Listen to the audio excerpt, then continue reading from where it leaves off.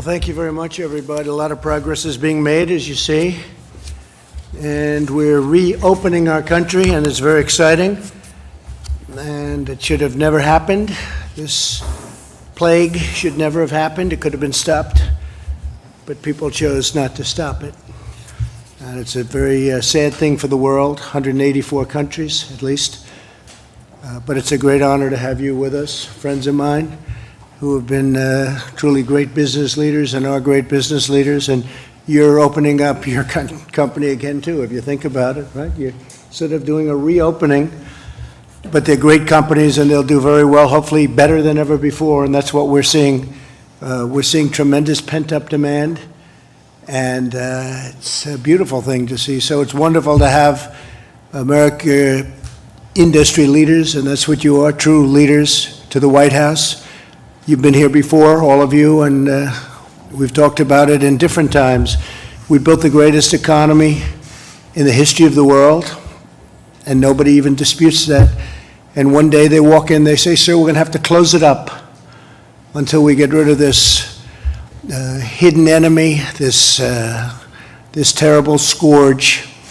And that's what we did, and we did the right thing. We did an incredible job. We worked with the governments. We worked with states all over the country. We had no ventilators, or very few, from previous administrations, and we became the king of ventilators. We have thousands and thousands of ventilators. We're now helping other countries with ventilators.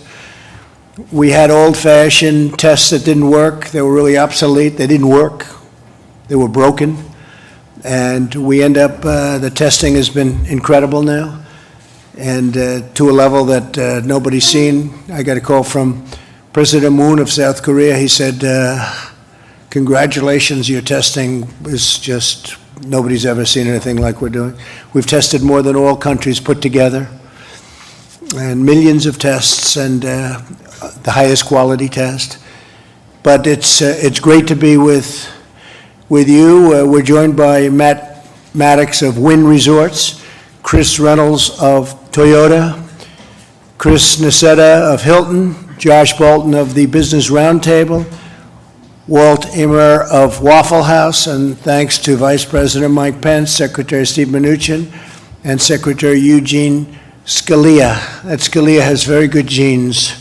Where's Scalia? He has very good genes, that guy, I'll tell you. Scalia, he's got the Scalia genes, right? We all know what that means. We mourn, and I have to say this so strongly, we mourn every life tragically lost to the invisible enemy, and we're heartened that the worst of the pain and suffering is going to be behind us. We think we really have crossed a big boundary, and much better days are ahead. And I often say I see the light at the end of the tunnel very strongly. This demand is going to be incredible. I think next year is going to be an incredible year for our economy. I think the fourth quarter is going to be really, really good. Kevin, we were talking about that before. You maybe will say something. And we're going to be in a transition quarter next quarter, the third quarter. And I think we'll do very, very nicely there from an economic standpoint. But thanks to the devotion of the American people, the number of new cases continues to decline.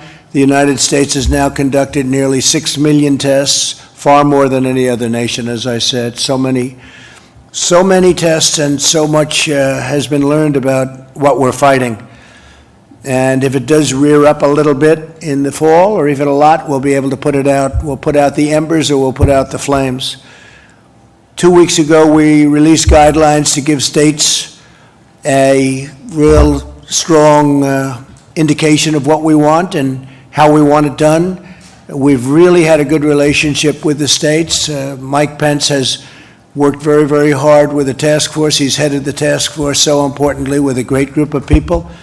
And it's just been incredible what's taken place over a very short period of time, including the gowns and all of the surgical equipment and the safety equipment and masks. People don't talk about masks anymore. That's the other thing. They're not talking about masks. They were talking about where are the masks, because we had a cupboard that was bare. We didn't have a lot of equipment or medical supplies in the cupboard that we inherited. Now we're taking in millions and millions of masks. I'll give you a number that you won't even believe we have in order.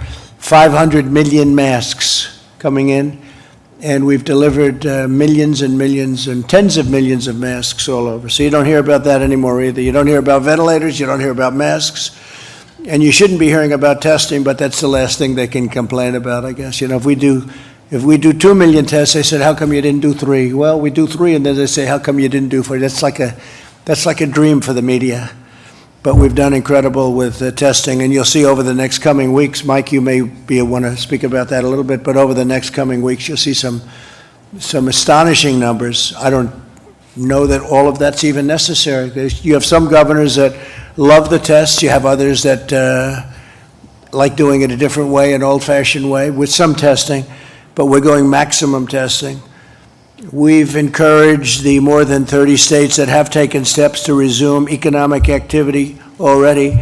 We've given them tremendous encouragement and support. We're backing them 100%.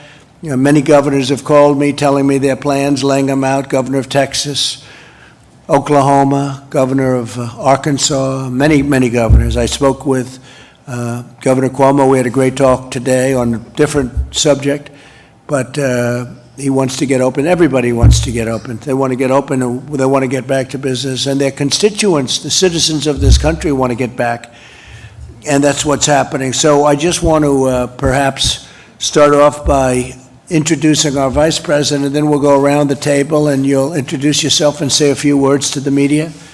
You're covered by very serious media out here. The audience can't see it, but these are the most wonderful human beings. Actually, this is a nice group. I can't imagine. We actually have a nice group of people. But Mike, if you could say a few words, please, that would be great, and then we'll go around the table.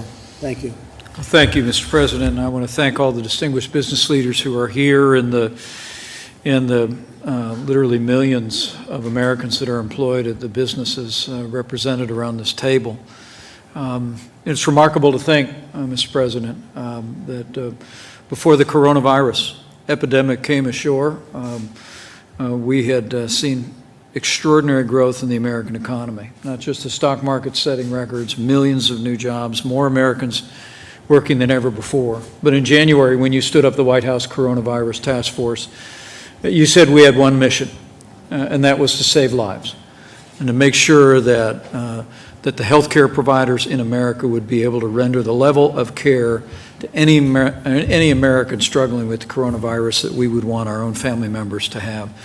And thanks to your leadership, thanks to the partnership that we forged with states across the country, working with local health officials, Mr. President, as you said yesterday, we have light at the end of the tunnel.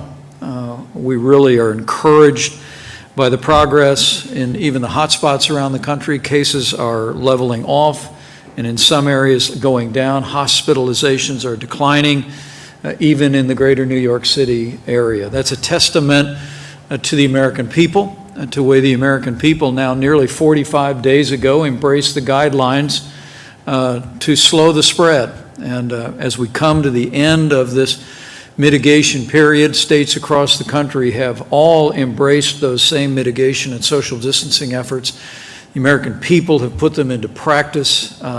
We've saved lives, we've protected the vulnerable, we've preserved our healthcare system, and we're well on our way to healing our land. As you mentioned, testing will be a part of how we move to the next stage. It was just on the 16th that you laid out a plan for opening up America again. And as we sit here today, I'm informed that 35 states have already released formal opening plans, many of which are consulting directly with our team here in the administration, and we're going to continue to work with all of them. Testing is a major part of it, and I can assure you, Mr. President, and the American people that we'll continue to scale testing across the country. We're doing more than 1 million tests a week now, 5.8 million tests total. We expect by next month very quickly to be at a capacity to do more than 2 million tests a week. We laid out our blueprint for testing, and as I heard again today on a conference call with America's governors in agricultural states, there's great enthusiasm for the blueprint for testing that you unveiled earlier this week, and we'll be surging supplies and resources and reagents into the states to support that increased testing. But we know that ultimately we've got to find a way to help America get back to work, and having the opportunity to hear from these business leaders about best practices that businesses are considering, whether they be restaurants like Waffle House or major corporations and hotels. We welcome that. We look forward to partnering with you, as the President said. America works when America is working, and we're absolutely committed, as soon as it is safe and responsible to do so, to partner with governors across the country, partner with businesses across the country, and open up America again. So thank you, Mr. President. Thank you very much, Mike. And just before we go around, Puritan Medical Supplies, a wonderful company, will produce 40 million additional swabs per month starting in May. Now, they've opened up a very big process, and that was funding authorized by the Defense Production Act. So that'll help the states. And again, we're there to help the states. A lot of states can buy their own swabs. It's not that big a deal, but we're here to help them. We want them to be successful. We had, as you know, the governor of Louisiana in today, and we told that story, which has been a really great story. And we had the governor of Florida in yesterday, and that was a great story. These were just incredible what's been happening. So maybe we'll start with my left, and Chris, you want to take it and tell them about, I know a lot about your company, but maybe a lot of people don't. Tell them the story. Indeed you do. Thank you, first of all, for inviting me back to the White House. I was thinking on the way down here today, I'm based in Washington, that I was here about 6 weeks ago. The world was a different place. We were not at the beginning, but we were in the thick of it fighting this war. And we've come a long way. We've made tremendous progress thanks to your leadership and the leadership of the administration that is represented around this table and otherwise. So thank you for that. We are very supportive as an industry and certainly as a company on reopening America. We think it's critical that that happen. The guidelines that you and the administration have outlined, we are incredibly supportive of opening in a safe and healthy way, which you and Vice President Pence just described. We have been trying at Hilton and as an industry to be part of the solution throughout. So in the middle of the crux of the crisis, when first responders were unable to get housing, even though our industry and our company has its share of problems, we provided with American Express 1 million rooms free of charge to first responders. Those rooms are still being provided to first responders as they fight the war. But now as we think about, and I spend my time predominantly on the reopening of our business, what we realize is that people do want to get out. They want safety. They want to be doing it in a way that is safe. They want to feel good about it, but they want to get out. They want to visit their family, their friends, their loved ones. They ultimately want to get around the country and do business again. And in order to do that, they want to feel safe. So all the work that you all are doing is obviously, as an administration in the states, is critical. What we're trying to do in our part is develop the best health and hygiene standards that exist. So when they stay in our hotels, they feel safe. So what we launched just this week was in a partnership with Lysol, one of the most respected brands with some of the best scientists on cleanliness and killing germs, and the Mayo Clinic, one of the most reputable health organizations in the world. We have developed and are working on the absolute best protocols so that when people come into our hotels, the rooms have been cleaned, they've been sealed, the public spaces have, and that they can feel safe and secure in that environment so they can get out and see the people they want to see and see this great country again like they used to. We've also been trying to work with the industry, and industry, to their credit, is trying to mobilize to create a consistent set of standards so that this isn't just Hilton. The whole industry, would have a set of health and hygiene standards that would make people comfortable. We will be sharing it with the administration, sharing it with governors already to try and create a standard. We stand ready as Hilton, and we stand ready as an industry to help get America open and moving again.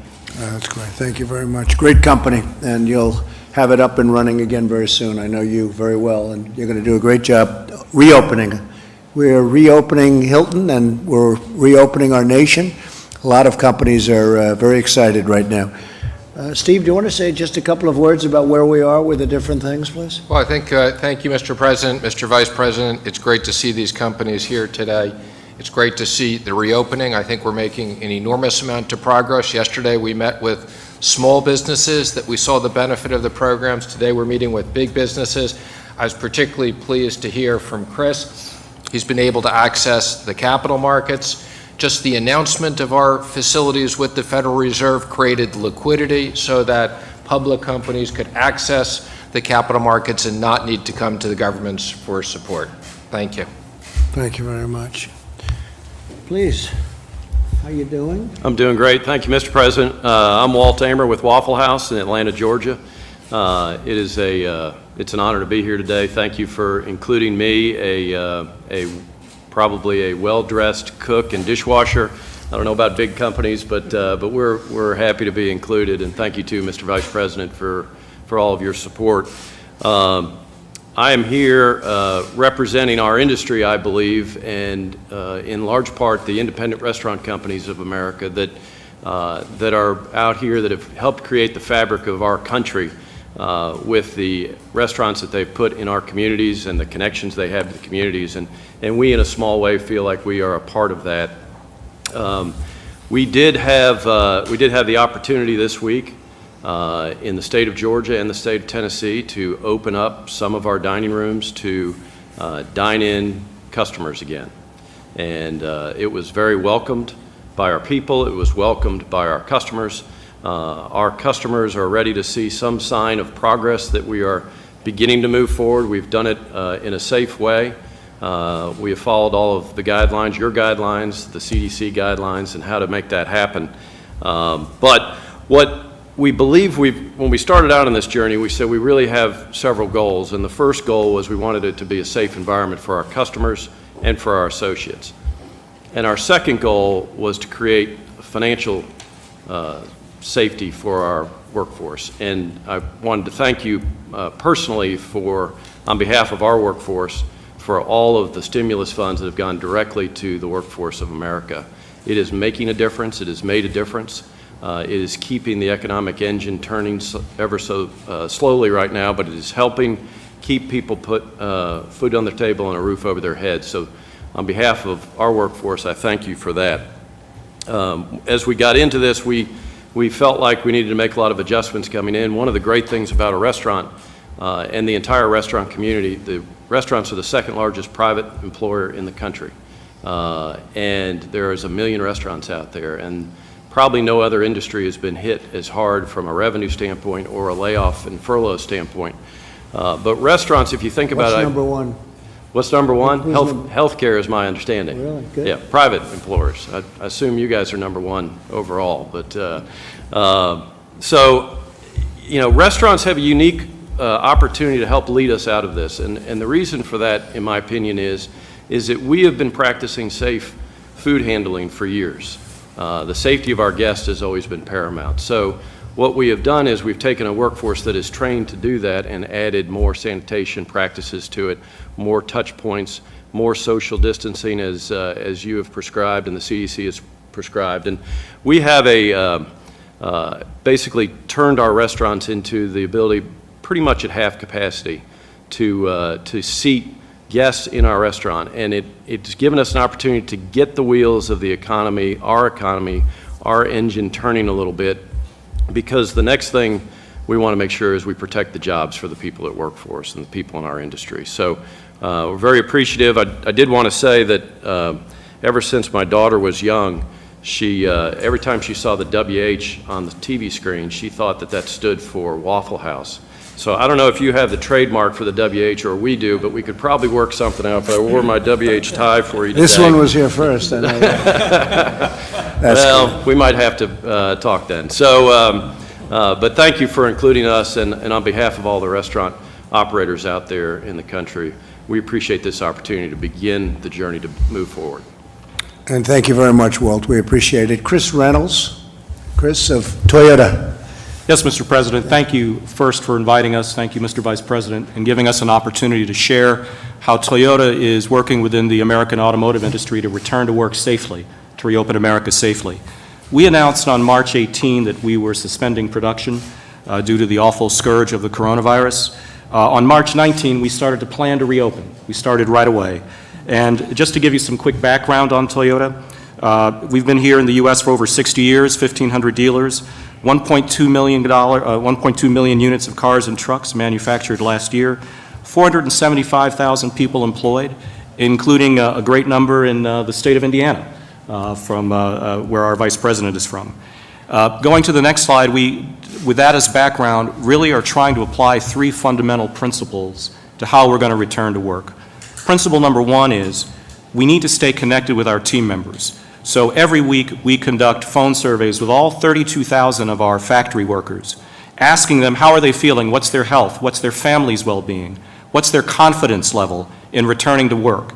And we also preview with them all of the new safety protocols and processes that we're going to put in place. We share pictures of the reconfigured factory workplace so they can have confidence that we're doing everything possible, Mr. President, to keep them healthy, safe, and productive. The second principle that we follow is that we've prepared our plants and facilities for safe and healthy working. So, like many here, we're engaging in marked-off areas that require social distancing, the provision of masks and face shields where appropriate, daily temperature screening, as well as a daily app-based questionnaire that before you come into work asks you, how are you feeling today? Do you have any symptoms? So that we can try and manage and contain the virus. And we're using best practices not only from your own Center for Disease Control, Mr. President, but also from around the world to try and increase the safety and health of our team members as they produce. And then the third principle is we're not date-driven, we're data-driven. So our current plan is to open on May 11. It'll be a slow, gradual opening of our plants around the country, but we're flexible. Every plant will be different. We'll have staggered shifts. We'll do many other things to comply with the Centers for Disease Control guidelines, and our goal is to prioritize team member and health. Mr. President, one final point. We all know that our team members live in communities. It's not just the workforce that they're in communities. So what Toyota has done is it's tried to support the communities in which our team members live, including manufacturing 500,000 face shields just since the start of this crisis to distribute to healthcare centers, nursing homes, first responders around the country, so that our team members can feel that we're also part of the community. And we've also put together, just released yesterday, a community service announcement aimed at those communities of color that have been particularly impacted by the lethal nature of this virus. This announcement includes celebrities encouraging everyone to engage in safe practices promoted by the Centers for Disease Control. So we think it's a holistic process. We think it's also a process that requires commitment, and thank you for the commitment that your administration has demonstrated. We're going to get through this as a family, Mr. President. Thank you. So, Chris, what's Toyota doing in Japan? Are they open? Are they semi-open? What's happening in Japan? Mr. President, in Japan, the situation varies prefecture by prefecture. It depends on the plant. Some facilities are operating, some are not, and that's really a function of both the situation on the ground in a given prefecture like our state, or it's a function of demand. So it varies, sir. Well, great job. You're going to have a great Olympics next year, too, by the way. Thank you, Mr. President. Really great Olympics. Thank you very much. Matt Maddox, please. Wynn Resorts. Hi, Yes. Thank you, Mr. President.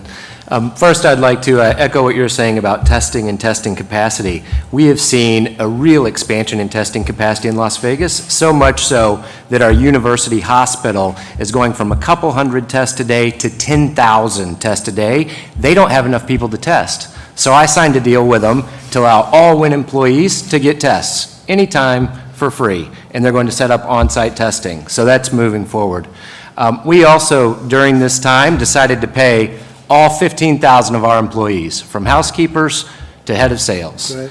And we did that because I thought that could help accelerate the economy. So as an example, we took our call center, and we've had our call center team up with the health district to become contact tracers. We tripled the amount of contact tracing ability on us for our state to get that moving. Great. And we've published a 23-page plan for the whole world to see. 10 days ago that lays out exactly what we think a strip opening would look like. We have thermal cameras at our entrances. We have company-supplied PPE. We have just about every UV technology that you can think of for disinfectant. So we're ready, and I'm encouraging our state that we need to begin a phased approach and get back to business. So Matt, when do you think the Las Vegas Strip will be opening? Do you have any idea? So the plan that I put forward to the state is this week, let's start phase one, golf course, tennis courts, small restaurants, small retails, nail salons, et cetera, with social distancing in place. Judge the benchmarks that we've prepared. We prepared 3 benchmarks based on disease growth, ICU capacity, and testing positivity rate. We're going to have them out there public every day. If we're inside those benchmarks in 3 weeks, then on Memorial Day, I would hope that we're open. And you have a lot of excess testing capacity. That's great. We do. Others have said that too. We do. Ron DeSantis said it yesterday. So all 12,000 of our employees in Las Vegas can now go get a test. That's fantastic. Thank you very much. Great Sure. job. Say hello to all of my friends. I will. I All will, right. of course. Josh Bolton, please. Josh, Business Roundtable. Mr. President. And does a great job at the Business Roundtable. Thank you, Josh. Thank you, Mr. President. Thanks for this opportunity. I'm Josh Bolton. I'm CEO of the Business Roundtable, an organization of nearly 200 of America's leading CEOs who collectively employ over 15 million people. Every sector of the economy is represented in our organization, so we have an opportunity to get a view of the big picture. And, Mr. President, we don't need to tell you that right now the big picture is very challenging. We're facing the largest economic crisis certainly in our lifetimes, and all of our members are keenly aware of that. We think now is the moment that it's critical that the country start getting back to business as rapidly as possible, not just for the health of the economy, but for the health and well-being of all of our citizens in our country. Successful reopening will depend, as the other panelists have said, on a lot of different elements, and if I may, I'd like to highlight 3. Top of the list is safety first. Business Roundtable companies are all uniformly committed, above all, to protecting the lives and the well-being of their employees and their customers. And that means following sound public health guidance like the guidance that has issued here from the very capable people on your team. At Business Roundtable, all of our members either already have in place or are formulating careful plans for responsibly transitioning back to work, like the plans we've heard about just now this afternoon. They're devising new measures around personal protective equipment, cleaning procedures, virus screening, ongoing social distancing in the workplace, all of the things that you know about, and they all seem to be excellent plans. Which takes me to my second point, which is consistent guidelines.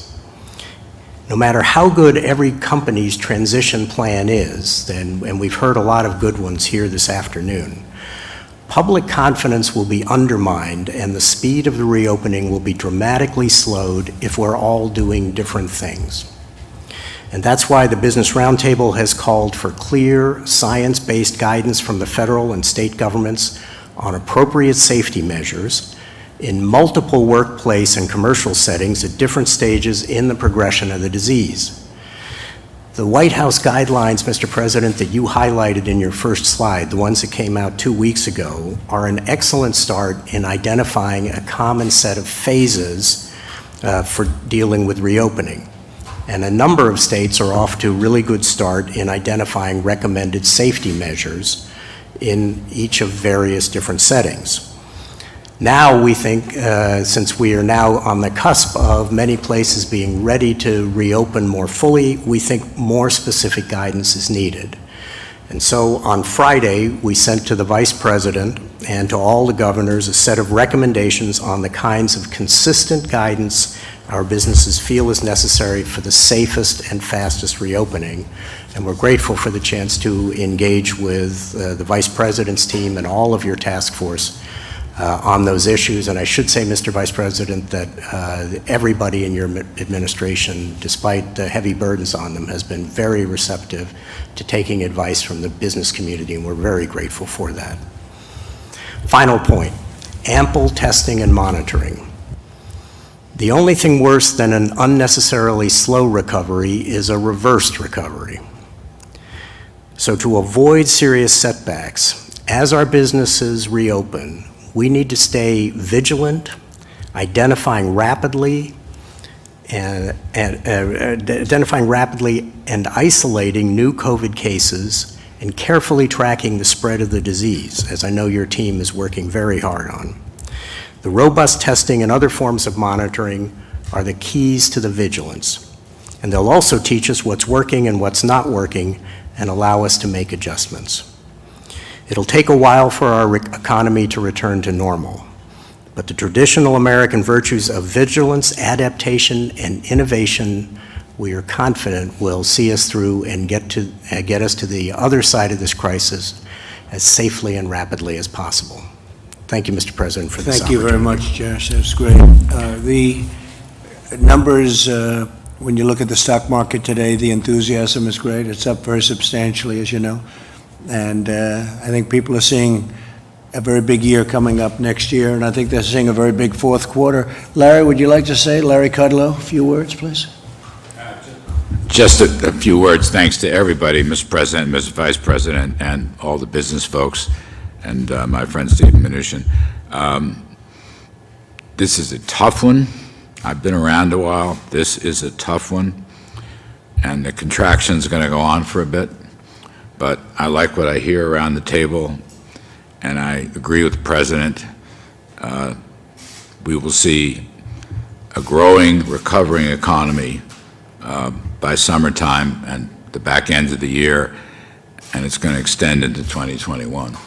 That's what I think is going to happen, and I think the stock market is signaling some of that. I wanted to buck it over to my dear friend and colleague, Kevin Hassett. He gave it to me over in the Oval yesterday. I want to send it over to him today, but I appreciate it, Mr. President. Thank you, sir. Thank you, Larry. And Mr. President, Mr. Vice President, I think when I first came back in early March, that it was clear that you had a first objective with respect to the economy of building a bridge to the next shore, the other shore, when we could restart the economy.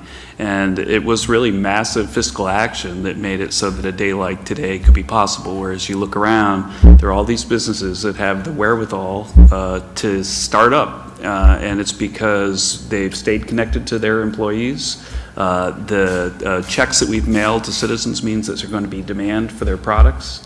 And so the big negative numbers that we're going to be seeing over the next few months don't necessarily mean what they would have meant absent all those policies. And so I think that we all have a great deal of optimism about how quickly the economy can come back, and it's precisely because of what we see in the room today, that people have come up with plans based on the guidance that your task force, Mr. Vice President, have given that make it so that they can operate safely, and they're gradually across the country opening up and getting back to work, and they're able to do so because of the lifeline that you, Mr. President, threw them with all of the first three phases of fiscal policy.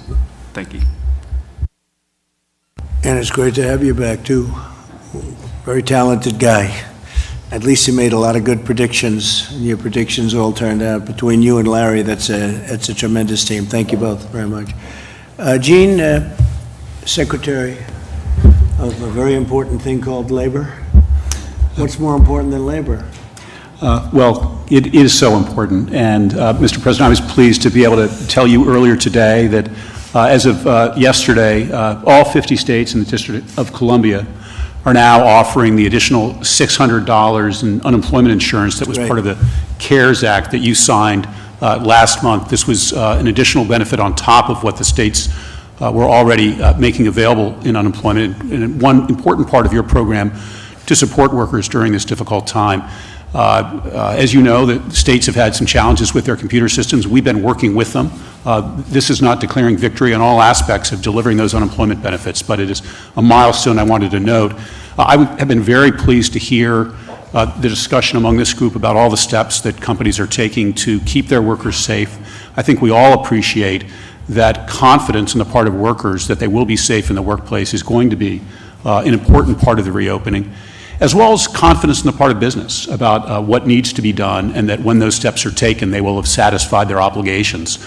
we at the Labor Department have been working carefully in conjunction with the CDC to provide guidance for a variety of different workplaces so that employers and companies know what needs to be done, and employees know as well.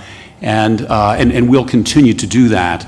We're also receiving complaints from workers who worry about safe work conditions or that they might have experienced some adverse action for raising safety concerns, and we'll look into those, and we have the tools that we need from an enforcement perspective if workers' rights aren't respected. But I'm so heartened to hear the steps that businesses want to take and are taking to support their workers. Just a last observation, Mr. President. As you and the Vice President said, just weeks ago, we were enjoying such an extraordinary economy, and there were reasons for that. There were policies that you'd put in place, lower taxes, deregulation, that were vital to what we enjoyed before. Right now, we're in a period of very important government intervention. We need that. But as we look forward to the department, I think it will be important to remember as well the limits of government, and that the single best thing for workers is a vibrant economy, and that often comes from allowing free markets and free people to go about their business. We'll keep that in mind, too. Thank you. Okay. Any questions for our panelists, please? Yeah, please. This could be a question for any of the business leaders, but there are polls that show that Americans say, the vast majority of Americans say that once they're allowed to go back to restaurants, hotels, places like that they won't because they don't feel safe. So are you worried that until there is a vaccine, people really won't come back to some of these businesses? Of course, we worry about it, and we see some of the same polling, and we're talking to our customers by the tens of millions, hundreds of millions. Last year, we served 180 million people, so we have a pretty big and extensive customer base. What we're hearing from our customers is that they're desperate to get back out and move around and see their country again and see their friends again. They obviously want to do it in a safe and healthy way, and so I think they're looking. Our customers are saying they're looking for the government, both state and federal government, to focus on testing so that they understand, what real mortality rates are, as work has been done with the Stanford test and the data in Norway and other data points that are coming out as the administration and states do more and more testing. I think our customers, what I'm hearing from our customers, they're starting to understand, while every life is precious, that the reality of the ultimate mortality rates here is probably much, much lower than had been estimated. And if they are old and infirm, that they have great risk, and those people should be protected. But if they're not, they probably are at a very low risk. They're then looking for, which is why we launched this week, Clean Stay, and while we're working with our industry, they want to know that people are being responsible, right? They want to know that we are doing the testing, the social distancing, that we are using protocols and PPE in protecting our employees so that they can protect customers, that we're being very thoughtful and sensible, that when they do come and stay with us or they enter into a restaurant, where we've always had good hygiene, as you heard earlier. We are, our people are trained to have good hygiene, but we up our game so that when they're with us, they feel safe. So I think it's a combination of those things that are happening, of broadly understanding the real risk that they have, and then mitigating that risk even further by the specific actions that we all take in our places of work with our team members and thus ultimately with our customers. Well, I haven't seen that because I will tell you, to me, I think there's a tremendous pent-up demand for people. I see it in Texas where they have lines going into stores, and a couple of restaurants, I guess, opened, and they literally have long lines. I think there's a tremendous pent-up demand.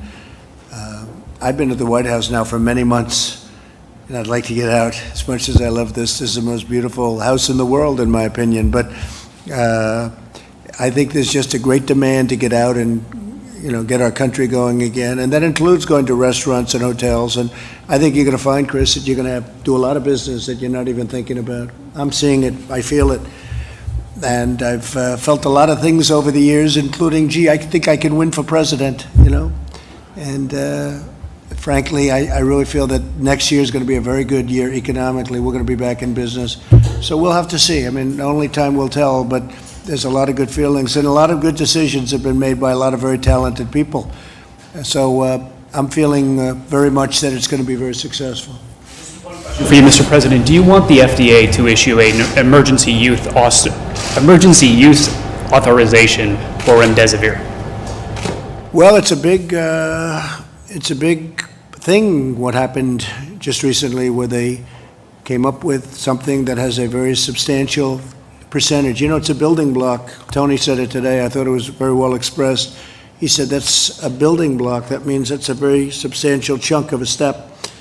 And that's a building block to the ultimate step. That's a big building block. When you hear, I guess, 31%. So it was very good. Yeah, I want them to go as quickly as they can. Stephen Hahn, Dr. Hahn, has been incredible at the FDA. He's getting things done at record time. There's never been anything like it. And yeah, we want everything to be safe, but we would like to see very quick approvals, especially with things that work. Thank you. Mr. President, Mr. Bolton and others suggested that they'd like to see federal guidelines for some of these companies, explicit federal guidelines for some of these companies and factories opening back up. So far, you've given a lot of discretion to companies and states, but is that somewhere where you'd be willing to step in and do more? Well, we will step in if we see something wrong. We have given discretion to the governors. I've become very well acquainted with the governors. You have some very talented governors, frankly, and probably some that are a little bit less talented. That's okay, but it's a very talented group of people. And they're working with us. We're helping them, whether it's ventilators or swabs that they can't get, we're there. And we've taken in billions and billions of dollars worth of equipment and distributed to the states. And, you know, you've heard the calls, and we have no problems. We're doing really well, and we're backing them up. But we want the governors to call those shots. If we see something that we don't like or that's bad or that's unsafe, we'll stop it immediately, okay? What might the new normal look like 2-3 years from now? Say restaurant workers, hotel workers, might they be required to wear masks, that sort of thing? What would the new normal look like? No, I don't see that. I see the new normal being what it was 3 months ago. I think we want to go back to where it was. I mean, when I look at a baseball game, I want to see people right next to each other. I don't want to see 4 seats in between every person so that the stadium becomes 25% of its original size. No, I want to see the NFL with a packed house. I don't want to see NFL with 3 seats in between people. No, I want to go back to where it was. That's where we're going to be. Look, this thing will pass. And when it passes, that'll be a great achievement. And we've done a very good job. It's far too many people, needlessly, because it could have been stopped at the point of origin. And somehow we weren't helped by whether it's World Health Organization or China, whoever. We weren't, they didn't do what should have been done. Very sad, actually, for the whole world. It's a very sad thing. It's a very, very sad event. It's a war against the invisible enemy, and we're now on the other side, and I think what I want to see is I want to see where it was. And I think we have a chance to have an incredible year next year. Now, not if somebody's going to come in like our opponents and raise taxes all over the place. They want to raise taxes. That will kill something very fast. We have something that's very special. We built the greatest economy in the world, and I want to get that back as soon as possible. I think we can start getting it back very, very quickly. Look at the stock market today. When it has that kind of, Kevin and Larry, when it has that kind of, Josh, when it has that kind of a bounce today, as much as it went up, but I think it set almost a record over the last week, right? It's almost a record. And this is in the midst of something. Now, we're not in the midst. They feel we're at the other side of it, or you wouldn't be seeing numbers like this. But so we're at 24,000, maybe even a little above 24,000, and we were at 29,000. We never broke 30 on the Dow. So that's tremendous. But what it really does, you have a lot of very smart people. That means that they're looking to the future, number one. And I look at it as jobs. I also look at it as sort of guidance. It's a guidance in a sense. It's the stock market. Who would think you could have a stock market at 24,000 after we've gone through the worst pandemic since 1917? That's over 100 years. You know, it's the worst since 1917. So I think that's a great indicator. There are a lot of very smart people that understand that world very well, and they have a lot of confidence in it, and that's some of the companies that we hear, public companies, but it means jobs. It also means not only guidance, it means some people, and I know some great investors, people really have a lot of confidence in what's going forward, and that's what I see, and that's where I want it to be, okay? Mr. President? Yes, ma'am. Are you open to making a deal with the Postal Service that would allow it to borrow from Treasury without raising its shipping rates, its package rates? Well, you have to raise the rates on packages because they're losing a fortune on packages. They're losing anywhere from $2 to $3 or $4 a package every time they deliver, so it's not fair. And it's not fair to the people that work at the Postal Service. You have some of these companies, the internet retail, you look at that, and they drop millions of packages on the post office. The post office delivers a package, and every time they deliver a package, they lose from $2 to $5 a package. And what kind of a business is that? And you could never replicate the post office. The post office is massive, but they've got places in little sections of our country that no company could ever go to, that took hundreds of years to build the post office. And when you look at the size of it and you compare it to companies, it's much bigger than companies. I mean, much, much bigger. There's no company that's the size of that. No, we want to stabilize the post office, and the way you do that is these companies are going to have to pay more, not the people. We're not looking for the people, but the companies are going to have to pay a percentage of that loss. You can't do that. The government shouldn't have to do it. I think the post office wouldn't it be great if it could, after so many decades, break even?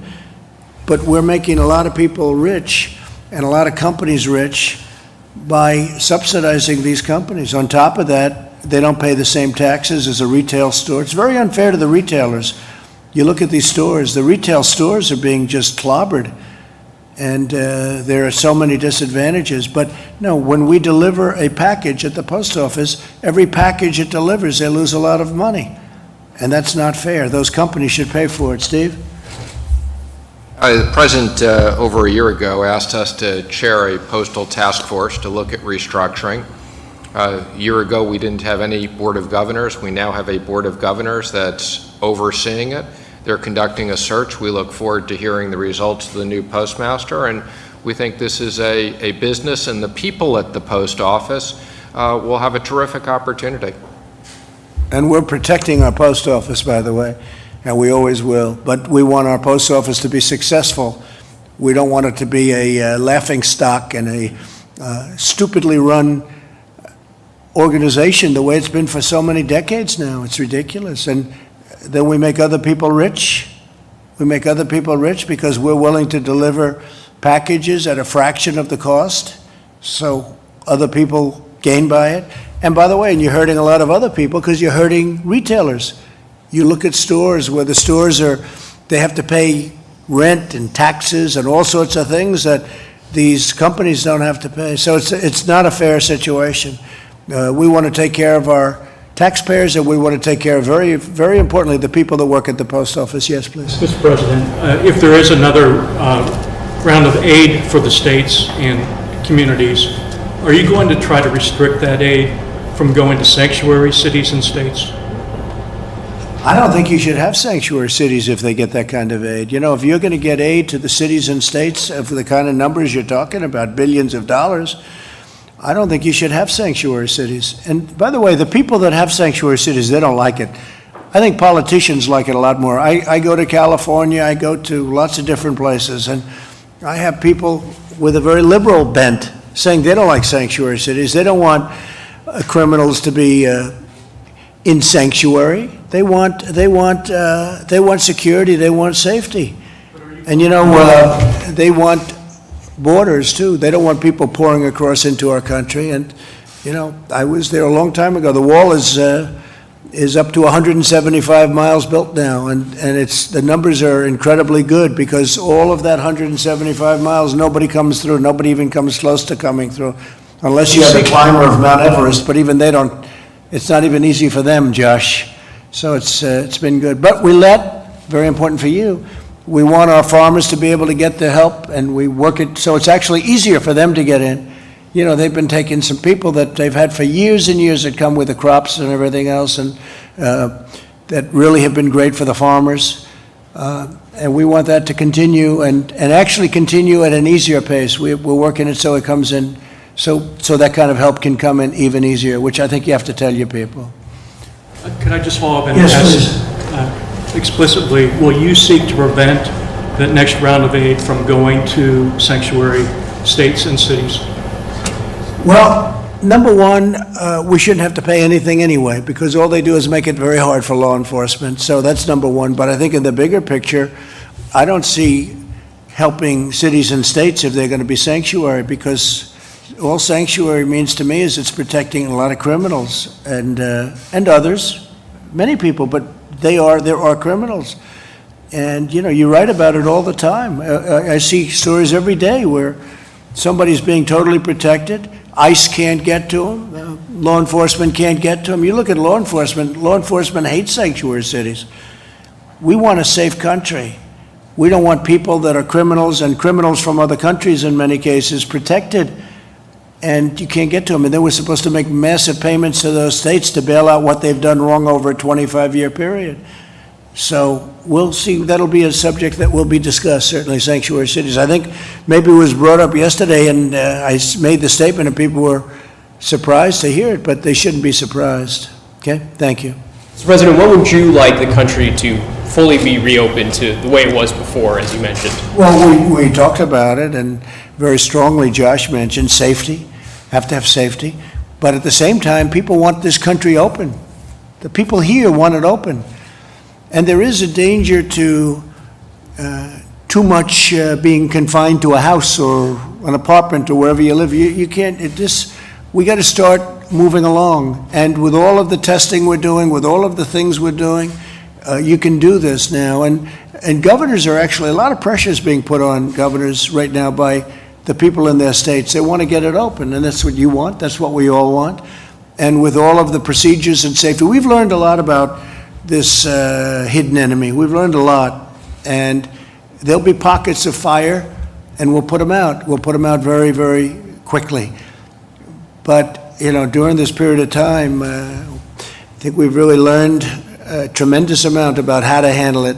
Nothing easy, but we want safety. So we want safety, and we want economic, where people can go and make a great living and go back to living the way, I mean, you had people, we had wonderful people in yesterday where the business was going to be lost other than what we did, Steve, with the great programs that we set up. Their businesses were gone. One man, he was a chef with 5 children, and his mother lived with him and his wife, and he lost his job for the first time in his life. Some of you were there. And you had others that were equally so. It was pretty amazing. I thought it was pretty amazing display of what we've done to help a lot of people. And you have millions of people like that, millions that have been helped where they wouldn't have a job right now, and where the small business would have closed. Now, these are big businesses, but the small businesses would have closed. And I think it's great when WIN, which is a terrific group of people, but when Matt says that, we're supporting all of the people, I know what that is. That's a big, you practically a full staff and you have no income. That's a big thing. That's a great thing. I hope you're rewarded for that. Thank you. Thank you very much. No, it's a tremendous thing. Is there a target date? Well, yeah, its target date is as soon as possible. Some states are already open. I mean, they're opening up rapidly. We have a number of them opening up on Monday. We have a number of them opening up sooner than that, as you know, or at least partially opening. Some of them even even with a very strong bent toward opening, they're opening up where they'll open a certain amount here, restaurants at 25%, then going to 50%, then ultimately we want to be back to where we're 100%. We don't want. I had one restaurant owner come up to me and said, "Sir, I'm going to be opening up, but if I distance too much, I have 50% of the restaurant I had." I said, "And you'll also have a worse atmosphere." We want to be back where we can we want it to be the way it was, because the way it was is the right way. We can't have somebody with a half a restaurant. You understand? He had 175 seats, now he's got half. That's not going to pay the rent or whatever. Same thing with an owner. I was on the phone with the commissioners and some of the owners of sports, of big-time sports, and he was talking almost like he was going to have 2 or 3 seats in between everybody that was there. And I said, you know, you're not going to have to do that for that long. You know, you're going to be back. He said, really? Oh, really? He was like, I don't want people to get used to this because this virus is going to be gone. And when it's gone, you want to get back to normal. You're not going to have a stadium that's 30% the size of what it was 3 months ago. If I watch Alabama play LSU, I don't want to see 20,000 people instead of 120,000 people. We want it to be the way it was. Now, we've got to wait till it's gone, and it will be gone, and we've done a lot to get rid of it. But we want to open our country. The people want this country open. So this 100% scenario you're laying out, going back to the way it was, is that before the vaccine or after the vaccine? So a lot of progress is being made on a vaccine, but you never know, right? You never know. You know, with SARS, they didn't come up with a vaccine, and sometimes they don't, and sometimes they do. I will say this, I don't think there was the same effort, because a lot of people don't know what SARS is, and some people do. But they do come up with vaccines. I mean, you look at what's happened, as an example, with Ebola, with AIDS, with others that have been so incredibly successfully, if not eradicated, certainly it's been incredible what some of, you know, with what these people that I'm dealing with right now, like Gilead today, with, you know, what they came up with as an example, that's far ahead of schedule. So we're looking for vaccines, we're looking for therapeutics also. I mean, I think therapeutics right now, I'd rather, if you gave me both, I'd rather have the therapy, because that, you know, makes people better right now, whether it's helping them along or makes them better almost instantly. We have to see. But there's tremendous work on therapeutics going on, and I think we're having some good results. One of them was Gilead today. 100% the full restaurants, the stadiums, theoretically could come before the vaccine. No, I'm not relying on that. I hope that's going to happen. Johnson & Johnson, Oxford, you know, you hear a lot of very good stories. I'm hearing them really firsthand, good stories, very promising, but they have to test it. You know, maybe it's not safe. Maybe it eradicates it, but it's not safe. And, you know, they have to do testing with vaccines, whereas the therapeutics, it goes a lot quicker in terms of the process.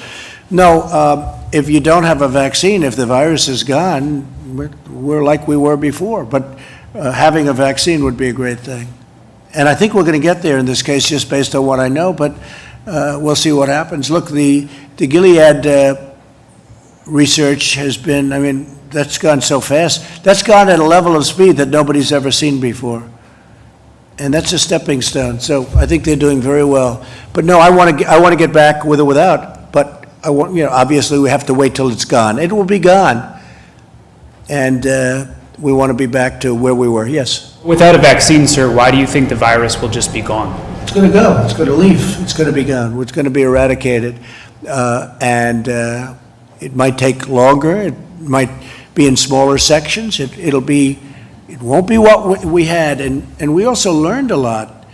Again, if you have a flare-up in a certain area, if you have I call them burning embers, boom, we put it out. We know how to put it out now, but we put it out. And now we're equipped. Now we have more ventilators than anyone thought was possible.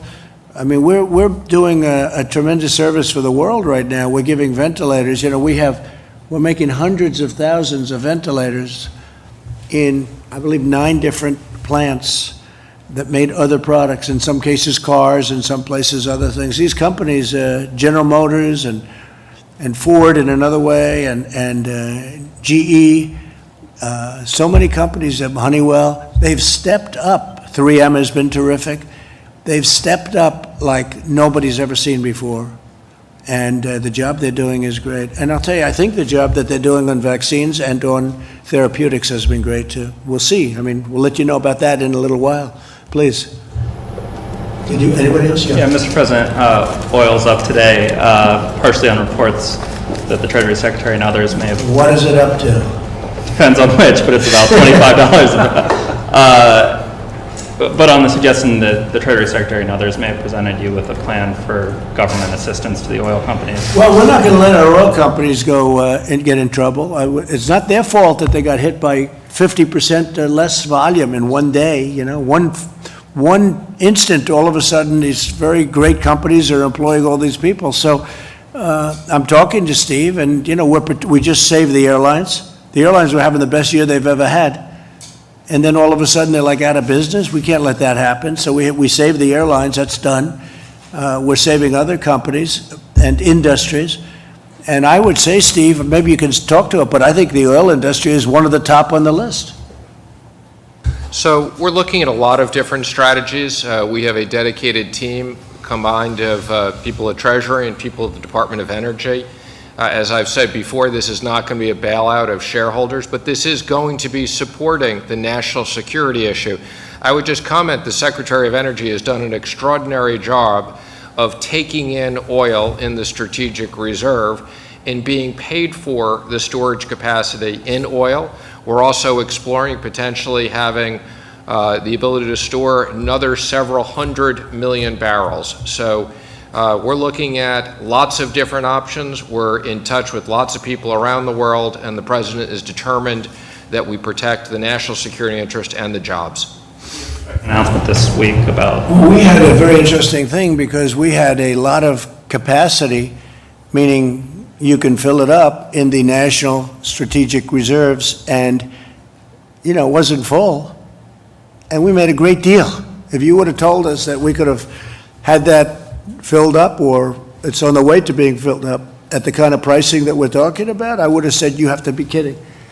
We're talking about 19, I'm not sure Chris is going to be happy about this because it doesn't pertain to the hotel business, don't get scared, but, you know, we're talking about like 1952 pricing. It's unbelievable. It's prices that are so low, and in some cases, we're storing oil and getting paid for storage because we have a tremendous capacity for it. So what's happened with the strategic reserves is incredible.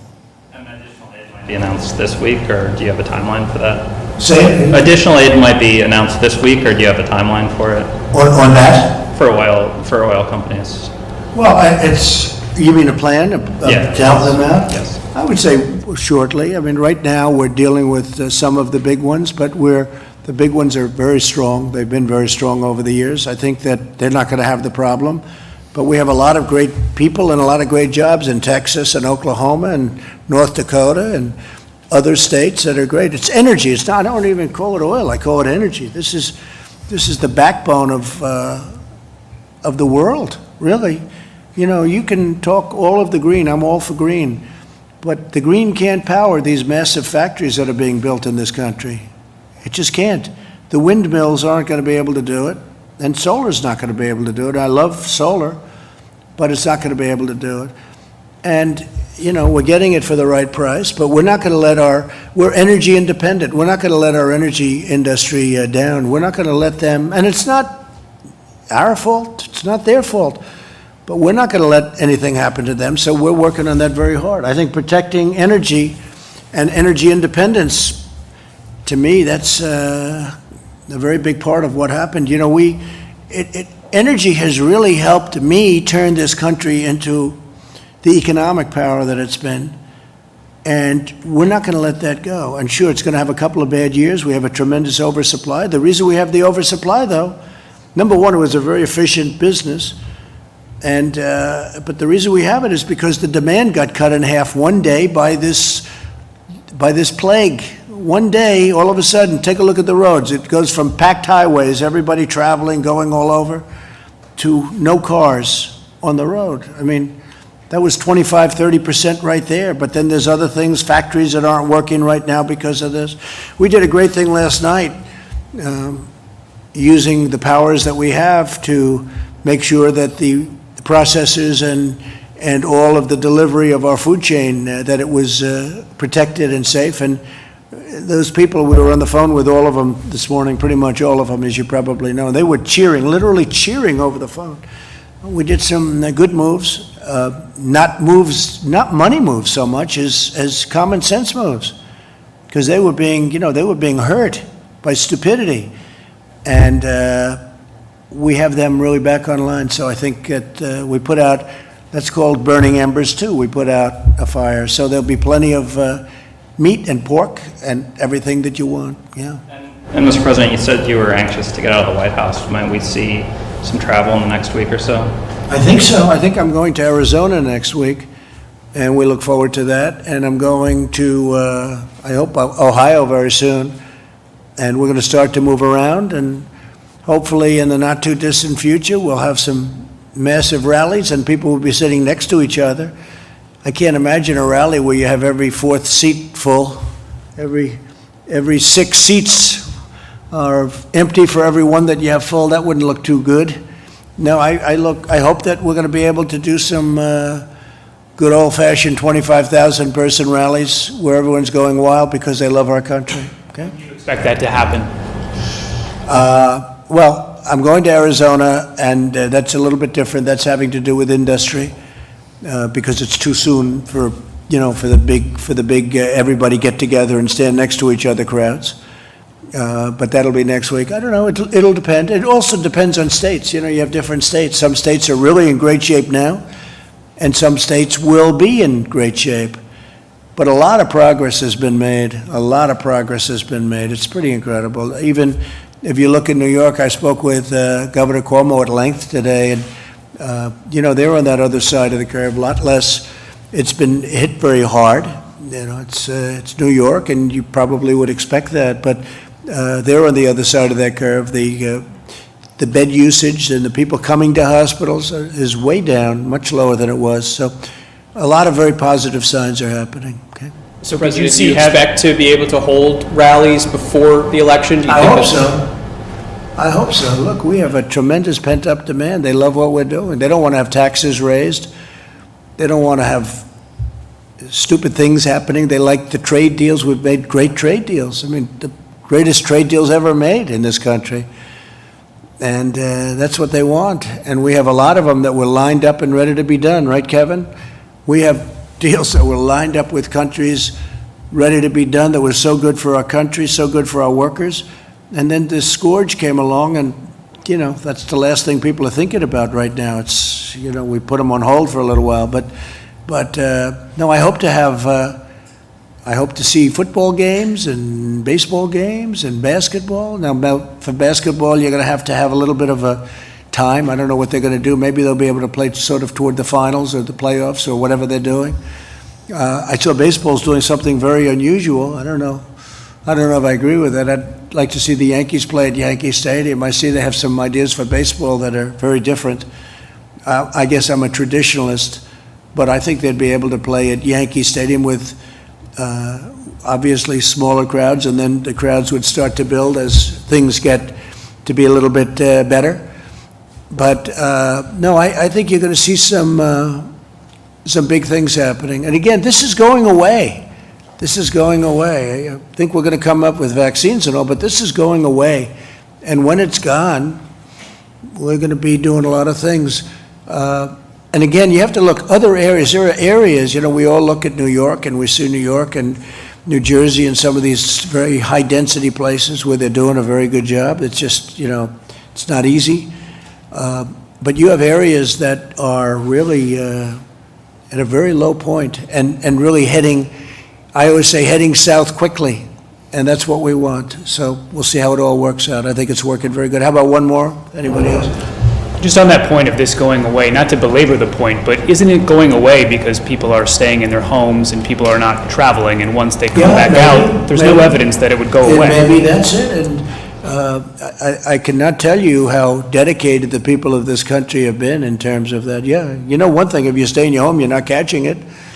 If you stay in your place and you don't go out, and which is what people were doing, but they want to go out now. They want to get back, and they want to do what they have to do. And some of the facts are coming out, and we did all the right moves. I tell you, we wouldn't do. We were talking to Mike before. If we didn't do what we did, you would have had 1 million people die, maybe more, maybe 2 million people die. And if you think that we'd be at 65 or 70 or 60 or whatever the final number would be, 1 is too many. I always say it, 1 is far too many. This should have never been allowed to happen. should have been stopped a long time ago before it ever got here or to other countries. But if you really think about it, you could have had, I take a look at Elmhurst Hospital, or I take a look at some of these places that I know growing up in Queens, and I know Elmhurst Hospital, I know these places very well, like the back of my hand, and you'd see body bags lying all over the hallways and outside and going into refrigerated trucks. And multiply that number by 10 or 20, if we didn't do what we did, it wouldn't be acceptable, it wouldn't be sustainable. Nobody would have accepted that. It would have been a terrible thing. We've done it right. I can't believe how incredible the American people have been, because they went out and they really did this, Chris. You know, when you think they went out and they did what they had to do. You know, every once in a while, a country like Sweden will be thrown out, or Brazil. Now, Brazil's having a hard time because they're having a hard time. But Sweden, the people in Sweden, they're not running around and shaking hands and hugging and kissing each other. You know, the bars are closed and the people are staying in the house. The prime minister doesn't have to say in Sweden, stay in your house. The people stay there automatically. And, they're using that as an example. But they've been hit hard. But again, you call it automatic. I mean, it's automatic distancing, it's automatic protection. But places were closed, the bars were closed. You can't stand at the bars, you can't do certain things. What we did is a great tribute to this country. But if we lose 65,000 people, it's so crazy to say it, it's just so horrible. But if we lose 65,000 people, and instead of that going the other route, we would have lost 1 million or 1.5 million or 2 million, it's possible. It's possible that you lost more. But could you imagine, look how horrible it is to lose 65 and then multiply that times many, many times. That would not be sustainable. So I think with all of that, I want to just thank everybody, and I want to thank these business folks are just tremendously talented people. People have no idea how talented they are, the job they do, and we're getting our way back, I think, much faster than people think, and I think it's going to be a much more successful launch than anybody would have thought. I really think next year is going to be a tremendous year, and I think the fourth quarter is going to be, Larry, I think the fourth quarter is going to be fantastic. I can feel it. I feel great. Thank you. Yeah, I can feel the demand. It's going to be really fantastic. Thank you very much, everybody. Thank you.